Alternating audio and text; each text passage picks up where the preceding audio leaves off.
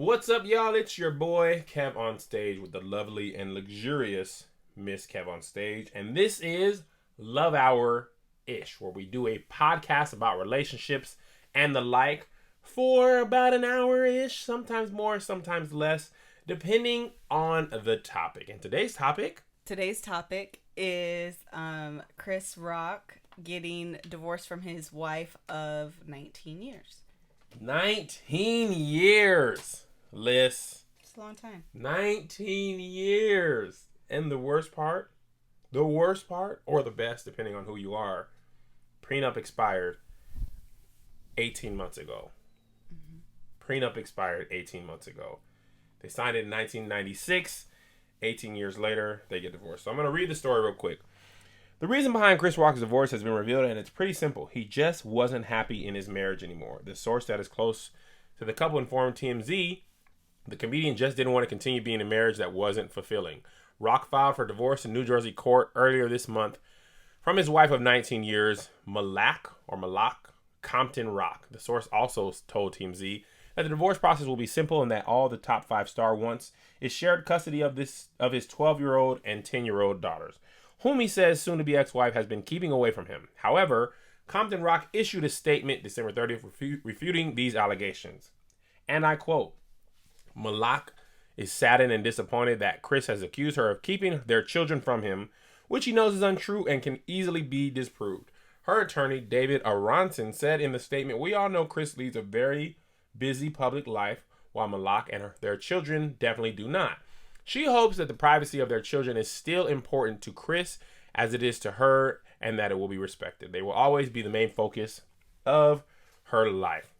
It turns out that the Rocks have been preparing for their divorce since November and identified the community property that will be split between them once they divorce. However, here may be some drama when it comes down to how much spousal support Compton Rock gets. Since they have been married for almost 2 decades, the prenuptial agreement that they signed back in 1996 has expired. Rock pointed out in the divorce documents that Compton Rock has the ability to work and contribute to her own support, which may be an attempt to pay the bare minimum of spousal support or not pay at all. Liz, what did you think when you heard Chris Rock was getting divorced? I was sad that another celebrity couple who I've seen a few different times on the red carpet, and from the looks of it, they seemed happy. They had a long relationship, and so I don't know. I was a little sad, a little disappointed that another one bites the dust. Another one bites the dust. Do you feel like celebrities get divorced more often than regular people? Absolutely. I think that's statistically true too. Like among the population of celebrities, their divorce rate's higher than that of regular common folk. But pretty much everybody I know, not pretty much, but plenty of people I know got divorced. But I feel like there's less celebrities. Like Will Smith and Jada are the only people that I can think of that haven't got divorced at least once. No, Will's been divorced once. Has he? Yeah, to Trey's mom. Were they married? Yeah, Sheree, whatever her name is. No way. Yeah. I thought that was just baby out of wedlock. No, he was married to her. They got married really young when he was like first famous. First famous. First famous will get you every time. The first thing that I thought about when Chris Rock and his wife got divorced is, now Liz is going to be worried that this might happen to us. I don't know why it's the first thing I thought about. Because with other celebrities, like when Nick and Mariah got divorced, I was just like, nobody cares. But I think because Chris Rock said he was just unhappy. That's probably the scariest thing to me about his divorce is he said he's just unhappy. It's like, okay, she cheated on him. They get divorced. He cheated on her. They can't, separate the money. Whatever. She gained a lot of weight. Any of that, I'd be like, oh, I can understand that. But just saying you're just unhappy, like, you know what? Like, I saw one article, and I don't know if he said this or not, but I saw one article that was like, he just didn't want to be married anymore. Like, after 19 years, I feel like you'd be closer to being like, I'm just going to love her forever. But just saying that I'm just unhappy now, that has to be the worst thing about it to me. Right? Is that not how you feel? No, I don't really feel like that because I think that when you're in... First of all, life is too short to be with somebody and be miserable. It's just, life is just way too short. 20 years, 30 years, 40 years. You still have a long life to live, and every day is longer miserable. But then the other thing is that people don't just get divorced and decide they're unhappy one day. You're unhappy over a course of of years of time, and I'm sure he's had that conversation with Compton Rock, whatever her first Malik, whatever her name is. I'm sure they've had that conversation countless times. They've probably done counseling. They've probably made New Year's resolutions. They've probably tried this, that, and the other. And then you just get to a point where you just decide this isn't working and I'm unhappy and I don't want to continue to be unhappy. And I'm not one to advocate for divorce, but I can understand, being happy is important. And if you're going to go to bed with someone every single night and wake up in the morning with this person, you should be happy. So is unhappiness a valid reason for a divorce? Because coming up in church, it was adultery only. But to you, if I just tell you for 19 years I'm unhappy and I want to get divorced, are you going to be like, okay? No, of course you want to fight for your marriage. And I'm not saying that that's necessarily biblical grounds for divorce. However, if you're at a job that you hate, eventually you quit. If you're attending a church and you don't like the people and you dread going, eventually you change your membership. If you have a vehicle and you do not like it, you hate getting into it, you get a new vehicle. So I understand that happiness is important. And if you're going to spend the rest of your natural life with someone, you should be happy. So did you answer clearly that unhappiness? No, it is not a biblical grounds for divorce. Absolutely not. But you would you, okay, so let me ask you this. Kevin and Melissa, not hypothetically, Kevin and Melissa, if I don't cheat on you and I don't, I'm not being disrespectful to you, but you just feel unhappy, would you be like, Kevin, eventually counseling and all that, but would you say unhappiness is the fault? Would you cite unhappiness? Yeah, if you were filing for divorce, would you cite unhappiness? Yeah, I could see that happening. Really? Mm-hmm. Are you happy in your marriage, by the way? I am happy, but I understand that happiness is important in relationships because it's not just unhappiness. It probably, in the article, they said he's a busy man. He's probably not home a lot. They're probably not spending a lot of time together. They probably don't see eye to eye on things. Like, happiness is a symptom of other things that are going on. We don't know the details of it, but I'm just saying I understand. And we know a pastor and first lady that got divorced in Washington after 40 years? 40 years and 7 kids and Lord knows how many grandkids. It was like 30 years of marriage. Yeah. 30 years of marriage and you got divorced. And why? He didn't cheat. He didn't cheat. She didn't cheat. I don't think money was an issue. He actually said he was just unhappy. And to me, I just can't imagine that. Like, 30 years of marriage and you're just going to be like, I'm going to throw in the towel now. Because it's not, you wake up one day and you're like, I'm unhappy. No. It's day after day after day, month after month after month, year after year after year. It's like being on your period all the time. Huh? It's like being on your period all the time where just everything he does just annoys you and you're just like razzled and frazzled. How in the world? What? That's what I feel like. Like, you know how when you're on your period, I don't know, but you imagine that your emotions are a little more on edge and your husband more likely can be upsetting you, blah, blah, blah. I don't know about that analogy. You just kind of gave me a headache thinking about it because it doesn't make sense. I don't know if misery, I don't know. It's probably hard for me to understand because I'm not unhappy. So it makes But imagine you were at the bank. Okay, yes. You were extremely unhappy. Hated that job. Hated the boss. Now you're committed to doing that for the rest of your life. Yeah, that's a fantastic point. You wake up and you're just like, you're miserable. Your lunch break's too short. Vacations are too short. The days are too long. I don't know. To me, I would have ever only thought infidelity or like abuse kind of coming up. That's the only thing you ever thought. But unhappiness is weird. Now, here's the thing that makes me afraid. I lead a very busy life. I'm gone from home a lot. am I gonna come home one day and you be like, Kevin, I'm unhappy? Well, this is the thing, and this is a point that we have here, that I don't know, obviously, the Rocks personally, but one thing that's important is you have to voice your unhappiness to give your spouse the opportunity to fix those things, resolve those things, medicate or not medicate, but yet resolve whatever issues you feel like you have, so that way you can have a happy relationship. God didn't put us in these relationships to be, life partners and to be unhappy because they didn't cheat on you. You need to figure out how to find your happy. So tell your spouse, I'm unhappy and these are the reasons why, and these are the things we need to work toward, so that way I can find my happiness and I can be happy in this relationship. Do you feel like you've ever voiced that in your marriage? Yes, a few years ago when I was like, I don't know what I want to do.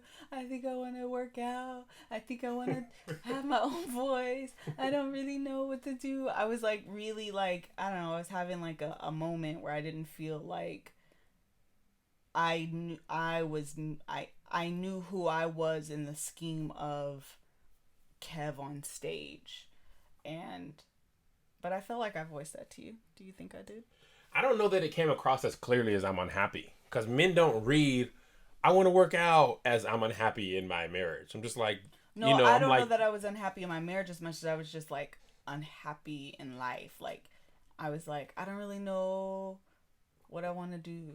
But even unhappy in life, I wouldn't, if you say I want to work out, I don't know what I want to do. To me, I'm just like, oh, so what do you want to do? Like, I think that's really how I approached it. Like, you want to work out? Sure, let's go to the gym.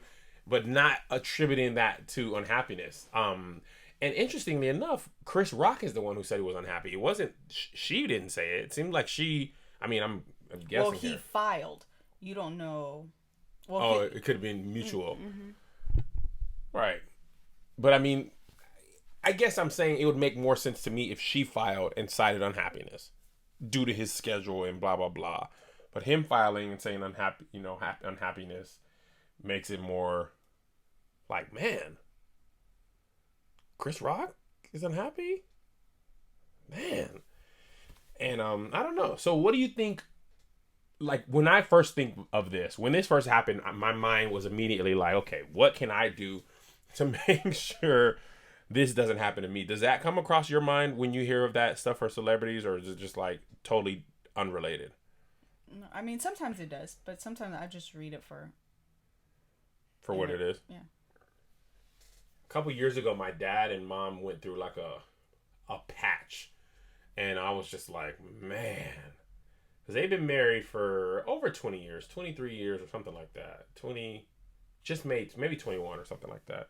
And for all intents and purposes, had a great marriage. And I was just, it made me be like, man, it's so real when it hits home, I guess. You know what I mean? Mm-hmm. And it hit home for me, and I was a little bit on words. So the first thing that I think of is how to keep the fire alive. And the first thing I would suggest keep your fire alive is to try anal. You gotta spice it up. You're always expecting the same thing over and over and over, and you gotta switch it up. You know what I mean? I mean, if you go anal, you gotta be surprised, right? Totally joking. I'm not suggesting you sodomize your partner as a means to stay married. But one thing seriously that I've always thought about is, people ask how do me and Lissa, keep the fire alive. We've been married for 10 years and we've been together. We started dating in the year 2000, so we were together, have been together 14 years and married 10 years.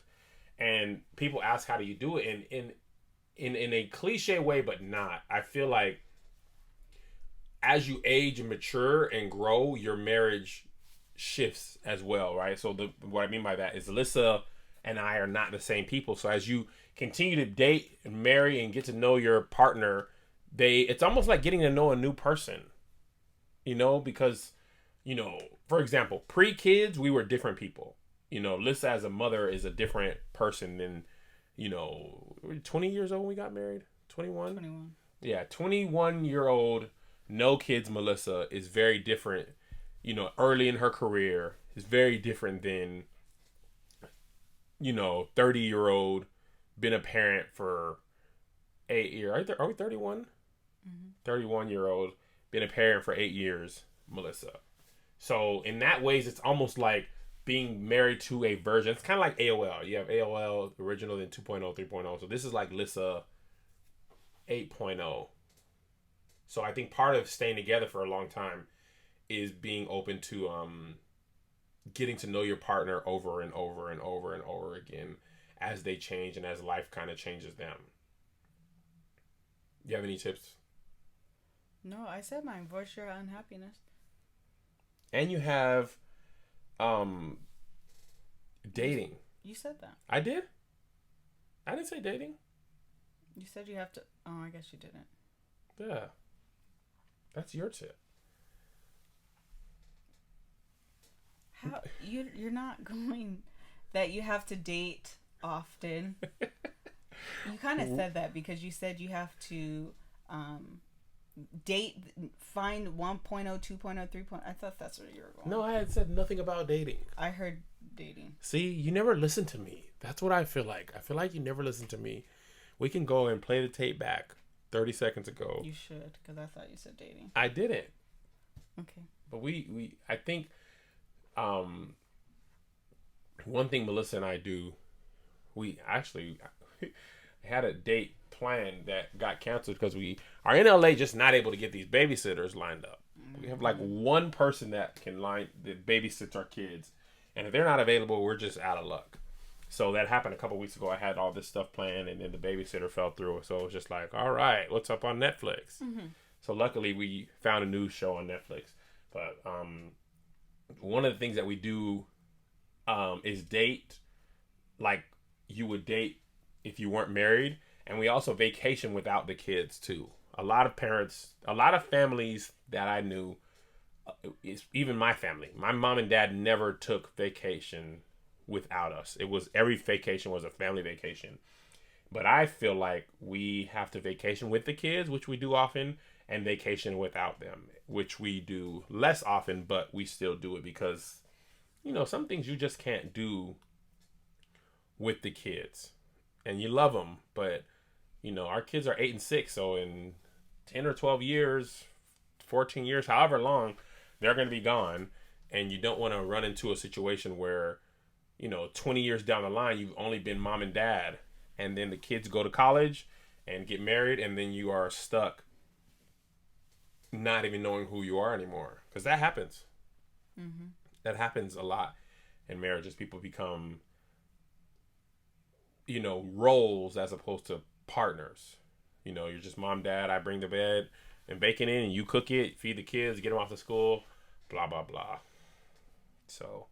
And good luck to Chris Rock and Malik, on their future. I hope they change their mind. Can you change your mind from filing for divorce? Absolutely. When is it final? When the divorce is finalized? Mm-hmm. I think you have like a waiting period, and then you have to. You have like a waiting period, then you can file, and then it's like so many days, so many days, X amount of days after that is final. Cool. All right, moving on. One of the things that we want to do on the podcast is answer your questions. There are going to be things that we want to talk about and also things that you guys want to talk about. It's as much your show as it is ours. And this is the first one, so this is a Dear Kev on Stage that we're just going to answer together. But in the future, if you want to ask us a question, you can email Dear Kevin Liss and use KevOnStage at gmail.com. So in the subject, Dear Kevin Liss, we'll answer it on the show, and we'll do at least one of these per show. So just Dear Kevin Liss in the subject or at the beginning, so I know it's the difference between Kev on Stage, Dear Kev on Stage, and the Love Hour stuff. So today's question is, what is your take on being a Christian and online dating? I'm a young Christian woman, very active in my church, but there are no single men in my ministry. I thought about online dating. My pastors don't believe in the idea of it. Take it away, Liz. So my take on online dating, I don't see anything wrong with it. We're in 2015 now. 15. Happy New Happy New Year. Year. And it's just the way of technology. That's people are technologically sound in 2015 as opposed to 1960 or whatever time that your pastor whatever time frame your pastors probably grew up in. So it's I don't see anything wrong with online dating. It's no different than meeting someone in person or going on a blind date or whatever have you. You just use the computer as a mode of interaction or, yeah, to meet people. I don't think there's anything wrong with it. I think it's very 2015. So if you were single right now, would you online date? Would I online? No. But not because I don't believe in it, because I'm probably just a little bit more shy than I'm not one of those people that would just put myself out there. However, I don't think there's anything wrong with other people doing it. In fact, I encourage other people to do it. But if I were a single woman, I probably would not do it. Just because that's just not my MO. My personality, my perspective. I think in some ways a lot of what we do is online dating, whether it's on eHarmony or Twitter and Instagram or Facebook. Like, I don't think you have to necessarily sign up for a dating website to be online dating. A lot of people find out about each other through like DMs or Facebook friends and becomes a message and then blah, blah, blah. So I think in some ways you do online date. You definitely have people who have crushes on Instagram or whatever and are afraid to talk to them or whatever. As far as Christianity, I don't, there wasn't computers in the Bible. So I don't know. Like, I would love to hear what your pastor said, why they're against it. Because, I think a lot of people, I don't know how you can be against it with a biblical basis. I can't imagine any scripture, there might be an updated, he that findeth a wife on eHarmony.com findeth a good thing. But and isn't eHarmony biblically based? I think that's Christian Mingle. No, I thought eHarmony was also no. Nah, the devil was be using eHarmony and Zeusk. Well, whatever. There's Christian Mingle, so clearly they're of the devil too. Then he didn't say it was of the devil. She said he didn't believe in the idea of it. But to your question, a bigger problem is there's not as many available men in churches as there are available women. Quality men. Musicians. That's why musicians get all the girls. Because I'm just thinking about my home church in Washington. If you were a girl and you were like, "Hey Kev, who at your church would you recommend?" There's no one, because everybody that I would recommend was married. Jay, Aunt, they were already married. And the other guys that went to the church that weren't married weren't guys that I would recommend. But if I had a male friend who was looking for a female, there was plenty of girls at the church that I'd be like, yeah, you can date her. They're all, good, clean girls, college educated, and things like that. So I think that's why Christian women are in the issue or situation they're in, because you have much more Christian women who are single, saved, and on fire for the Lord than you do have men. I think in my entire life, there's always been more women in church. Yeah. Single. Even the married women in church, their husbands didn't always come to church. But there was always a plethora of single ladies. So my official take is absolutely. I'm all for it. If that's how you find love, or that's how you are found, Godspeed. Good luck to you. And it does suck being a woman in church, because there's just not as many people. There's not as many people for you today. Any final thoughts, Liz? No final thoughts. This has been our very first Love Hour. We're gonna do it weekly. We're going to figure out the best way to do it. I had a fantastic time. Did you enjoy it? I enjoyed it. Good. We spent a lot of time figuring this out. And, it's a work in progress. But I want to voice my happiness. I think you can voice happiness as well as unhappiness. Because I've been wanting to do something with Liz for a very long time. Is this you voicing the unhappiness? This is voicing happiness. Well, don't get too happy. Why? Because I don't like working with you.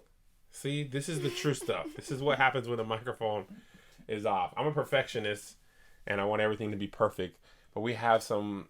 I'm just very happy that we did this. It may not have been perfect, but I'm more excited to do something with you than to do something perfectly without you.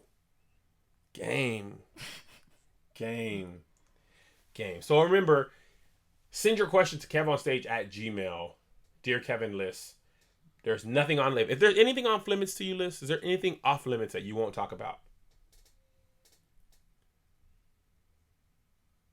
I'm sure there are, and I won't answer them when they come up. There's nothing off limits for me. I mean, outside of like, what is you guys' favorite sexual position? Like intimate details like that. But if there's a question that you have and we want to, and you need answered and you're being serious, sometimes people play around, stuff like that. But if you're being serious, we will take a serious look at it and do our best to help you. I've been KevOnStage. She's been Miss KevOnStage. We've been your hosts for the very first Love Hour. Happy New Year. Eat healthy. Work out. Turn to your neighbor and say, God is able. Turn. God is able. Hot day, able.